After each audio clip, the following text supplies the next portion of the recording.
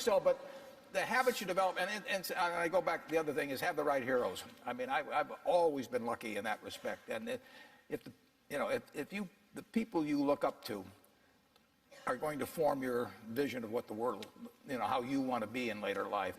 And I'll give you two pieces of advice. I'd invest as much in myself as you can. I mean, you're your own biggest asset by far. I mean, you've got all kinds of potential. All the people in this room, you're lucky to be in this country, gotten a good education, but most people go through life using up a very, very small part of their potential. And so anything you do that invests in yourself, that's the best investment you can possibly make. And then I would follow my passion. I mean, whatever turns you on. I was lucky. I found something early that turned me on. But you don't want to take a job just for the money. You don't want to take a job for an organization that you really don't feel good about, or work for people that you don't feel good about. You really want to be excited when you get out of bed every morning. And it won't necessarily be the job that you have 10 years later, but you'll be learning so much as you go along. And I took a job with Van Graham, my hero, and I never asked the salary, and I found at the end of the month when I got my first paycheck what I was earning, because I just knew it was the right thing to be doing. So I would follow your passion. The worst investment I ever made? How long do you have? Well, I've made some very bad ones, but that doesn't really bother me. It may bother the shareholders, but that's another question.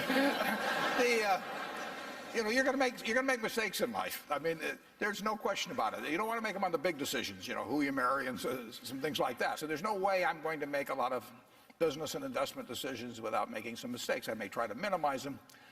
I don't dwell on them at all. I don't look back.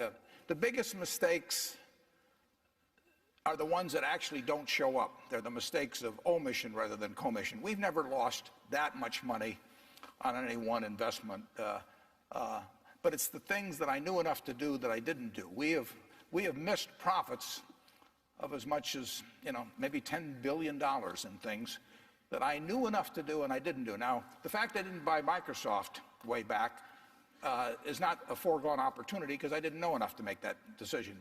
But there have been other investments where I did know enough to make the decision, and for one reason or another, I either didn't do it at all or I did it on a small scale. I was sucking my thumb when I should have been writing checks, basically. And those don't show up. There's no place where it shows missed opportunities, but I've missed some big ones. The triumphs in life are partly triumphs because you know that everything isn't going to be a triumph.